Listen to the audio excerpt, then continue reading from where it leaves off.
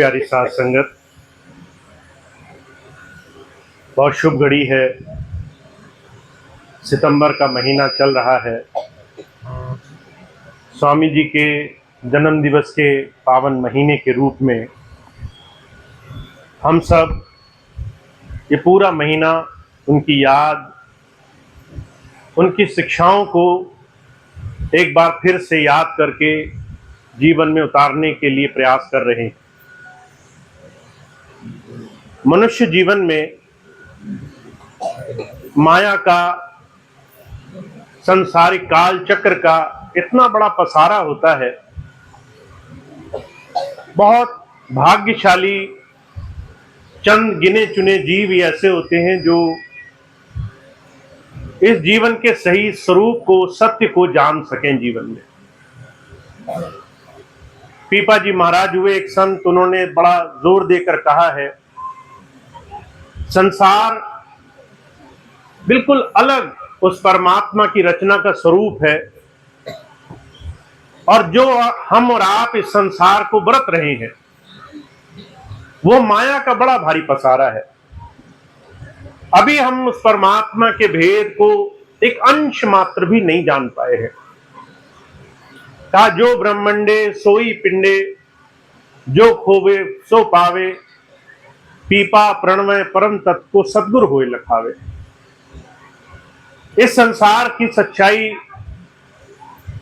बिल्कुल अलग, परमात्मा की अलग व्यवस्था है जो हमारे जीवन में कुछ चंद चीजों को जीवन में धारण करके प्राप्त हो सकती है। पीपा जी महाराज बड़ा साधारण सा एक जीवन में अनुसरण करने का साधन दे रहे हैं।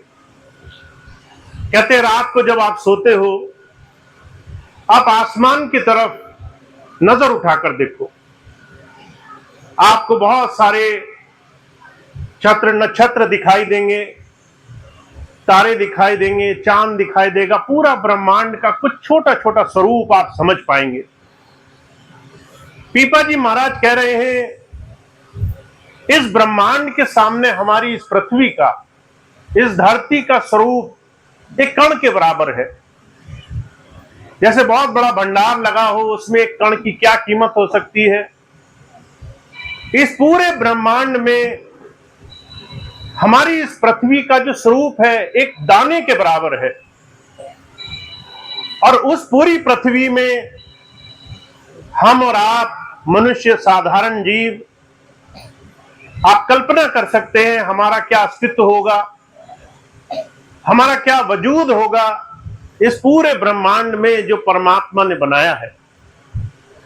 ऐसे कई ब्रह्मांड हैं, उन तमाम ब्रह्मांडों में मनुष्य का अस्तित्व ना के बराबर है।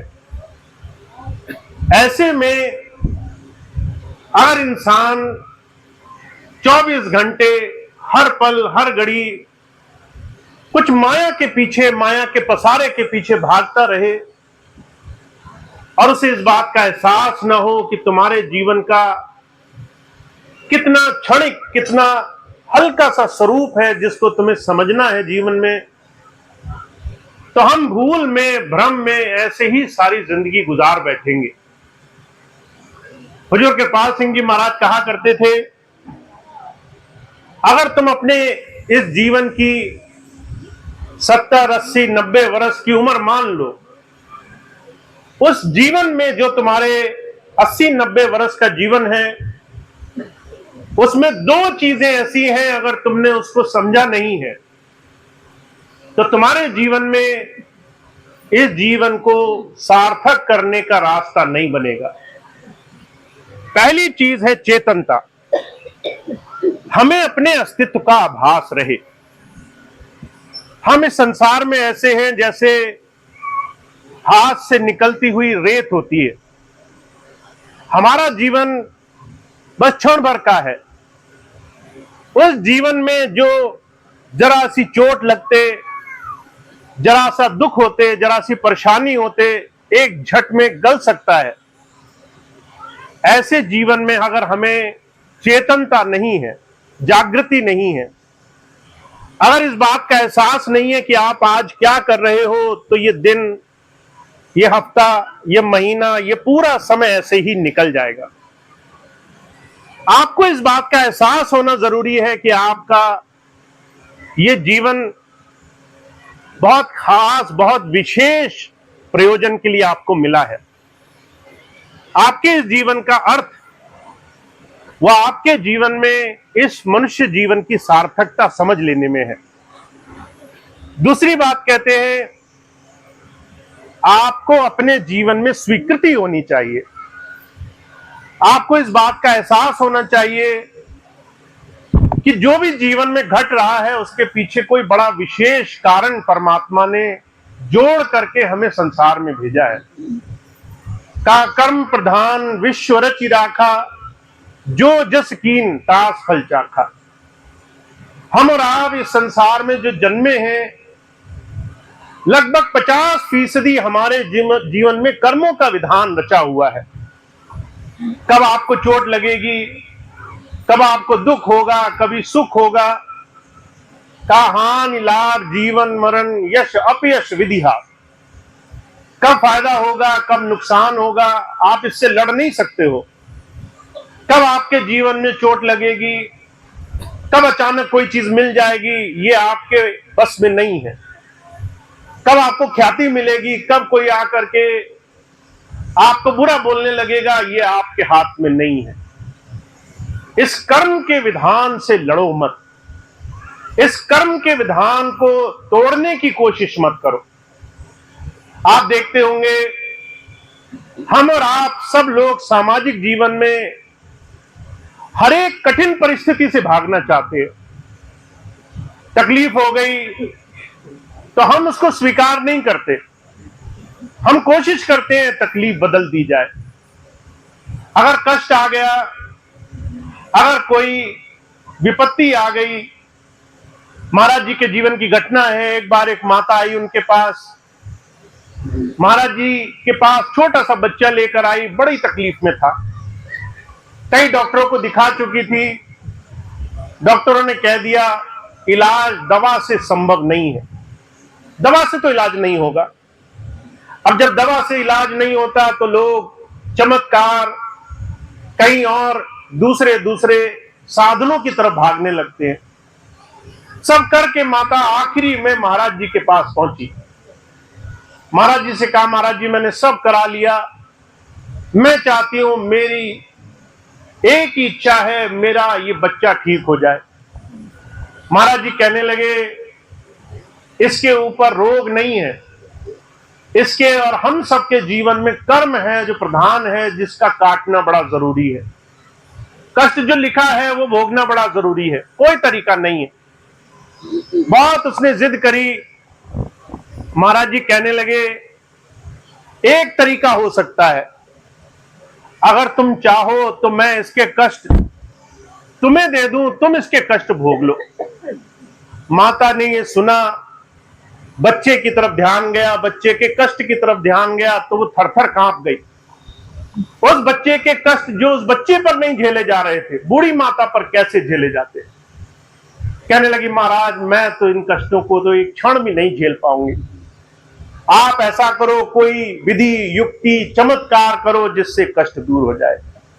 महाराज जी कई बार सत्संग में बात सुनाया करते थे, हम सब चाहते हैं हमारे जीवन की विपत्तियां दूर हो जाएं, और उस दूर करने के लिए हम संसार में बड़े जोर लगाते हैं। पर परमात्मा का विधान क्या कहता है?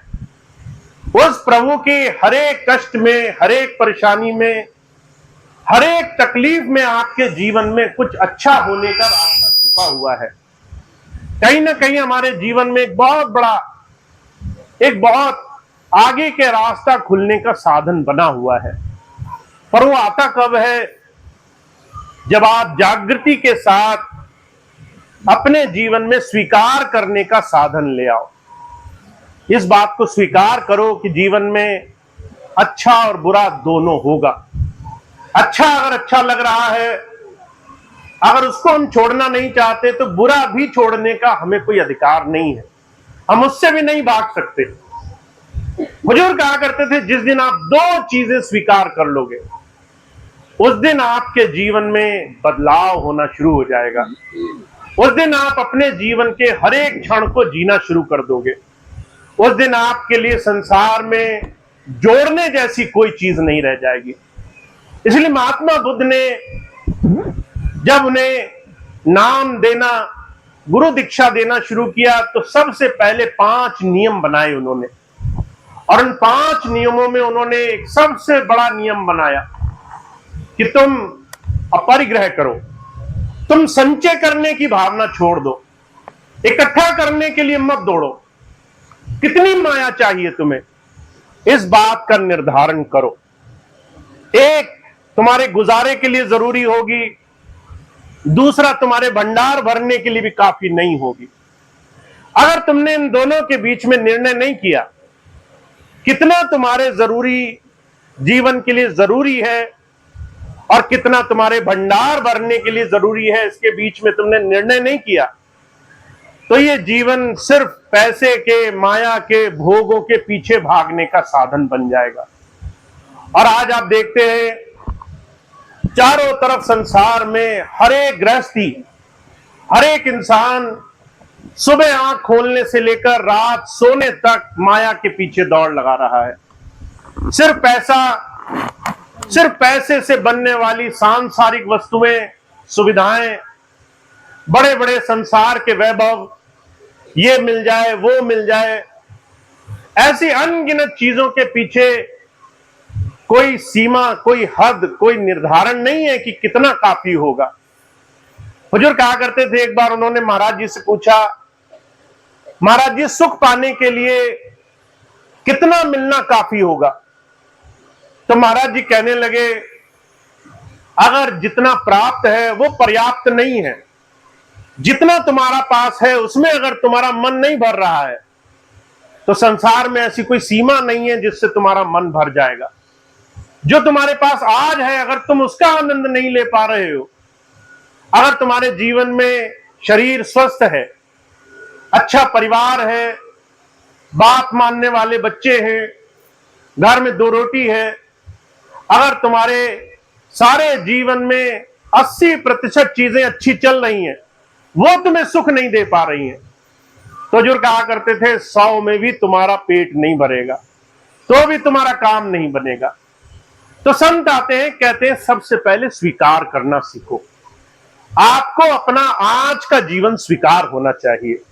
जो है उसमें सुख भी है, दुख भी है, अच्छा है, बुरा है, उसमें हमारे मन की चीजें हैं और हमारे मन के विरुद्ध चीजें भी हैं। दोनों ही चीजें उस परमात्मा की, उस प्रभु की इच्छा मान करके स्वीकार करना आध्यात्म है। यहां से आध्यात्म की शुरुआत होती है। मुझे बड़ी अच्छी तरह से याद है, एक बहन आई मेरे पास, कहने लगे, भैया जी आप तो सिर्फ भजन सिमरन की बात किया करो, ये सांसारिकता की बातें सत्संग में अच्छी नहीं लगती। मैंने कहा, आप कितनी देर भजन पर बैठती हो?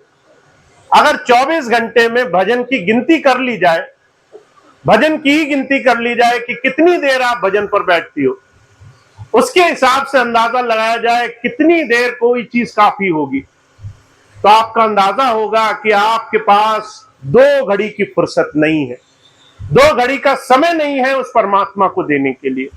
इसलिए जब संत आते हैं, कहते हैं गृहस्थियों को संतों ने अलग तरीके से भक्ति कराई है। का गृहस्थी सेवे साधु को, साधु सिमरे राम, या में कुछ धोखा नहीं सरे दो के काम। जो गृहस्थी है, जिसका 24 घंटे संसार में, कर्तव्य में, जिम्मेदारियों में जीवन चल रहा है, उसका मन बदलना, संसार के भोगों में, दुनिया की काम काज करते हुए इसमें लिप्त न रहना, ऐसी व्यवस्था सिखाना संतों का काम होता है। वो तुम्हें संसार में, संसार से विरक्त रहना सिखाते हैं। तुम दुनिया के काम करो, पर उन कामों में तुम फंसो नहीं। तुम खूब संसार की व्यवस्थाएं करो, सबका लेना देना पूरा करो, पर तुम्हारा विचार उत्तम होना चाहिए। तुम्हारा मन दुनिया की तमाम चीजों में एक बड़ा उद्देश्य, बड़ा लक्ष्य देखने का होना चाहिए। अगर तुम सुबह उठे और जो भी काम तुम्हारे आज के तय हैं, घर में रहना है, बच्चों के साथ थोड़ा समय गुजारना है, थोड़ा कारोबार में गुजारना है, और हर एक चीज में उद्देश्य भोग है कि मैं नौकरी करूंगा तो लाखों रुपया मिलेंगे, मैं बच्चों के साथ इस तरह से व्यवहार करूंगा तो मुझे वो मिलेगा, मैं अपने घर में माता पिता पत्नी के साथ व्यवहार करूंगा तो मुझे ये लाभ मिलेगा। अगर हर एक चीज की सिर्फ स्वार्थ से बनी हुई इच्छाएं हैं तो जरूर कहते हैं कि आपका ये जो गृहस्थ है ना सिर्फ भोग बनेगा। और जहां भोग होता है, जहां जरूरत से ज्यादा चीजों को भोगने की इच्छा रहती है, वहां रोग पनप जाते हैं, वहां बीमारियां पनप जाती है, वहां तकलीफें पनप जाती है। अगर शरीर में आपने चीजों को जरूरत से ज्यादा किया तो शरीर में रोग लग जाएंगे। अगर व्यावहारिकता में चीजों को जरूरत से अनैतिक रूप में किया तो संसार में विकृति आ जाएगी, लड़ाई झगड़े मच जाएंगे, शांति चली जाएगी, आपके जीवन में उथल पुथल शुरू हो जाएगी। तो जो कहते हैं आपका सामाजिक जीवन वो आपकी जीवन की सच्चाई के अनुरूप होना चाहिए। पहले हर दिन ध्यान रखो आखिर आप कोई भी चीज करके पाओगे क्या। दूसरी चीज ये ध्यान रखो कि जो भी हो रहा है उसमें गलत कुछ नहीं है, अच्छा और बुरा दोनों ही स्वीकार करना है। और ये दोनों चीजें मानने के बाद आपके जीवन से हर एक काम वो होगा जो आपको जीवन में संपूर्णता की तरफ, आपको जीवन में संतोष की तरफ ले जाने वाला बनेगा। आपको जो मिलेगा आप बस उसका धन्यवाद करोगे। आपका जो काम खराब होगा आप उसके लिए जीवन में शक्ति मांगोगे, प्रार्थना करोगे कि मुझे इस विषमता से ऊपर उठने की शक्ति परमात्मा दे, मुझे इतना इन तमाम तकलीफों को झेलने की शक्ति दे कि ये चीजें मुझे महसूस ना हो, इन तमाम चीजों को मैं आसानी से जीवन में धारण कर सकूं। इसीलिए आपने जितनी भी प्रार्थनाएं सुनी होंगी उन तमाम प्रार्थनाओं में ये कहीं नहीं कहा गया कि मेरे रोग मिटा दो, सिर्फ ये कहा गया मुझे इतना समर्थ बनाओ कि मैं इन तमाम चीजों को आराम से कर सकूं। वेदांतों में क्या कहा गया, स्वामी जी महाराज अक्सर एक बात कहा करते थे, प्रार्थना का अगर सही स्वरूप आप समझ गए तो समझ लीजिए आपके जीवन में हर दिन आपके लिए बड़ा सहज हो जाएगा। कास्तो मां सदगमय तमसो मां ज्योतिर्गमय मृत्योर मां अमृतगमय।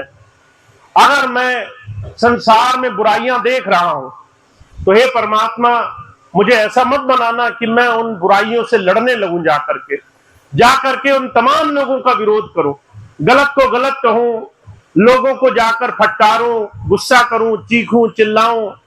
असद से बचने का मुझे एक ही वरदान देना कि मैं इतना शक्तिशाली हो जाऊं, इतना समर्थवान हो जाऊं, अंदर से इतना मजबूत हो जाऊं कि कोई कितना ही बुरा करे मेरे लिए वो बुराई मेरे ऊपर असर ना करे। वो तमाम बुराइयां होंगी जरूर, मैं उन्हें बदल नहीं पाऊंगा, पर मैं इतना समर्थ होना चाहिए कि उन तमाम बुराइयों का असर ही ना लूं मैं। दूसरी प्रार्थना क्या करी कि संसार में अंधकार बहुत है, तम बहुत है, इस तम का मैं नाश नहीं कर पाऊंगा, मैं अकेला सारा संसार बदल नहीं लूंगा, पर मुझे ऐसा समर्थवान बनाना कि मेरे अंदर प्रकाश रहे, मेरे अंदर सद्भाव रहे, मेरे अंदर ज्योति हो। फिर तीसरी बात कही, मृत्यु को कोई नहीं हरा पाया, पर मुझे ऐसी शक्ति देना मैं अमृत को प्राप्त कर सकूं। तो जो कहा करते थे, संत आते हैं बड़ा आसानी से एक छोटी सी बात समझाने के लिए आते हैं, दुनिया को बदलो मत, खुद को इन तमाम बुराइयों से ऊपर उठाना शुरू करो, दुनिया में गलतियां मत खोजो, अपने आप को इतना मजबूत बनाओ कि आपका जीवन हर दिन हर घड़ी आपके जीवन की तरफ बढ़ने वाला बने।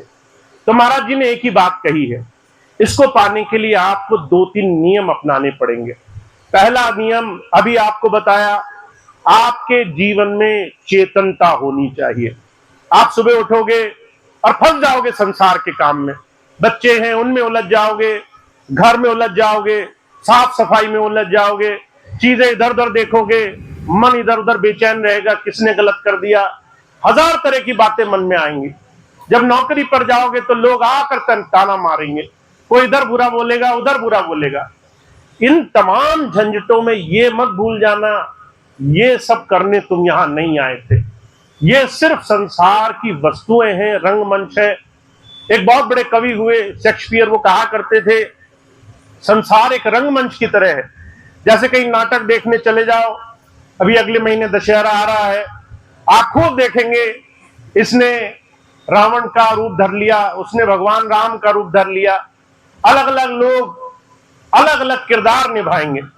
शेक्सपियर कहते हैं ये सारी चीजें जितनी भी तुम्हारे जीवन में हो रही हैं सुबह से लेकर शाम तक, ये सिर्फ किरदार है। आखिर में तुम अपने आप को पात्र की तरह देखोगे, एक वो चरित्रकार जो इन तमाम पात्रों को निभा रहा है। वो चेतनता तुम्हारे अंदर आनी चाहिए। तुम सारे काम तो कर रहे हो पर फिर भी ये काम तुम नहीं हो। तुम अपने जीवन में वो हो जो शांति से एकांत में 2 क्षण बैठ करके इन तमाम चीजों से अलग होना चाहते हो। दूसरी चीज, जीवन में स्वीकृति ले आना, जो भी है उससे लड़ना मत, हर चीज का संसार में दोष मत निकालना। और तीसरी चीज, आखिरी चीज कह रहे हैं, जिस दिन तुमने ये 2 काम कर लिए उस दिन तुम जीवन जीना सीख जाओगे। उस दिन हर दिन वो काम करोगे जिसमें तुम अपने आप को और मजबूत बना सको। तुम्हारी प्रार्थनाएं, तुम्हारे जीवन से होने वाले काम, तुम्हारे जीवन में हर एक कर्तव्य तुम परमात्मा की भक्ति मानोगे। तुम हर एक जगह, कबीर साहब कहते हैं अगर तुमने संतों की ये बात समझ ली तो जो तुम घर में जिम्मेदारी निभा रहे हो वो भी भक्ति का स्वरूप है। अगर तुम जो नौकरी कर रहे हो वो भी साधना का स्वरूप है। अगर तुम 10 लोगों से मिल रहे हो उनमें अपने मन को साधना, ये भी साधना का स्वरूप है। तुम हर जगह अपने आप को सधता हुआ देखोगे, हर जगह अपने आप को संभलता हुआ देखोगे। लोग तुम्हें गुस्सा करने की कोशिश करेंगे, तुम शांति से बैठ पाओगे क्योंकि तुमने मन को साधना सीख लिया है। तो साधना, आध्यात्म, भक्ति, ये आंखें बंद करके बैठने का प्रश्न नहीं है, ये आंखें खोल करके जीवन को समझने का प्रश्न है। इसलिए आप एक चीज अपने जीवन में पूरी तरह से स्वीकार कर ले कि आपको 2 घड़ी दिन में जो समय निकालेंगे वो सिर्फ भक्ति नहीं मानी जाएगी। आप पूरे दिन कैसे व्यवहार करते हैं वो भक्ति में गिनी जाएगी।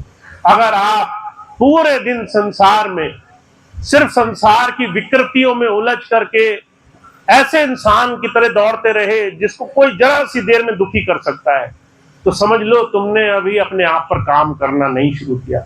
और महाराज जी एक छोटी सी बात कहा करते थे, संसार के लोगों को पता होता है कि किसको किस तरीके से परेशान करना है।